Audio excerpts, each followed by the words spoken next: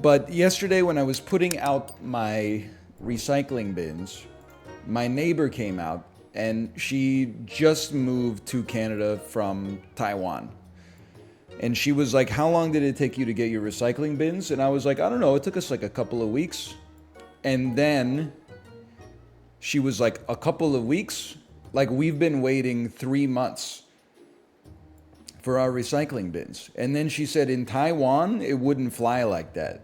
Like if you call somebody and you say like I have a problem, they will be at your house in like 2 hours, maybe like a day or two.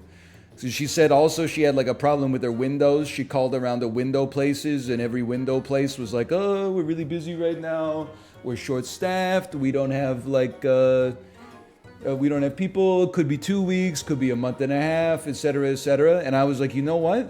Because we've been dealing with a lot of home repairs, contractors, etc., etc. I related to her and I told her that my wife said the same thing about, in Korea. She's like, in Korea, if you need somebody to like come and repair some glass, they're at your house in like 2 hours. In Vancouver, you want somebody to repair your glass, it takes like, we don't really know if we're gonna be there, blah, blah. Anyway, long story short, I related to her, which is why I'm so impressed that I called a tire company. They drove to our house, took our tire off, pulled out the screw that we had apparently driven over, patched it, sealed it, tested it, and remounted it on the car in less than, I would say it took about an hour and a half total from the time that I called them.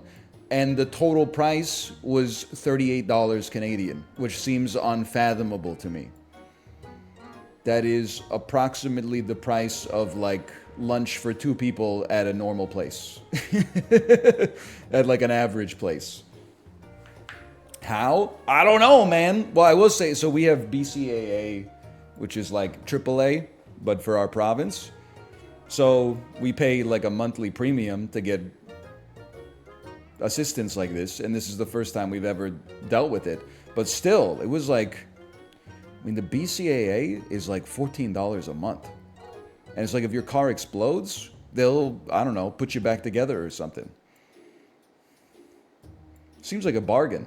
Plus, if you have BCAA, you get a discount when you buy some stuff. I bought Canucks tickets once, put in my BCAA number, and they were like, "Oh, here's $70 off." And then one time I parked at the airport, and they were like, "Do you have a BCAA number?" And I said, "Let me go check." I got them the BCAA number, and it was like $50 off for a week of parking. So like the insurance is already paid for itself, much less the tire repair.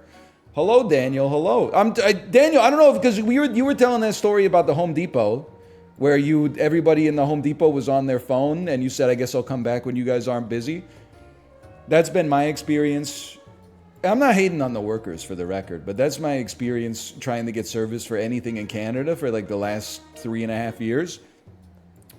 Wife says, "Hey, we got a flat tire." Call the insurance company. They had a van at our house within half an hour. Took about half an hour to repair the tire. Total cost, $36. It's crazy. And the dude was super nice about it. I'm like, I need to give this company and service like a 5-star review. I literally thought they were going to be like, "It'll be, oh, well, we're really busy right now.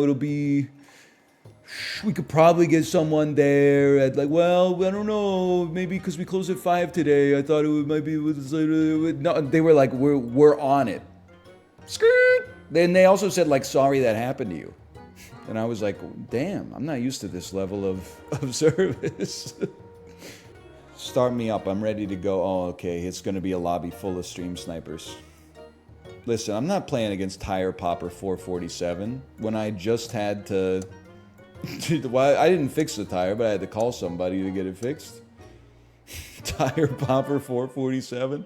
That can't be real, right? Also, so I either myself or my wife drove over a screw, and that's what popped our tire apparently, or at least caused the leak.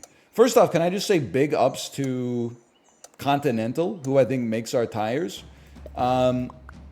I thought, or let me rephrase, I would have thought if you drove over a tire, your tire would, or you drove over a screw, your tire would have exploded, and then you would have died in a horrific rollover on the highway or something like that. Instead, you can kind of drive on it for like a little bit, and then it just slowly leaked out like overnight. So I don't know if it's like tire science or something that has led to that. But I appreciate it nonetheless, don't get me wrong. But also, who can I sue, right? Because, like, I mean, I get that it was only $36 to repair the tire, but, like, that was my $36. Slippin' Jimmy. Like, can't I sue the manufacturer of the screw? Like, if Coca-Cola has to pay a little bit of extra tax on each sale because of the fact that there's an obesity epidemic, like, shouldn't Brafasco have to pay me because I drove over one of their screws? Tire situation, I feel most bad for my wife because she went from having like her whole Thursday to do whatever she wanted to now like the daycare has like a closed door policy past 10 a.m. So she's on baby duty. Hello? Who made this? Google Firebase, you got a lot to answer for in chat. Lawsuit time. Can you do a class action lawsuit, but instead of multiple plaintiffs, it's multiple defendants? I would like to sue whoever manufactured the screw that got stuck in my tire and caused me to have to get it fixed today. And I want to sue Teamwood Games at the same time.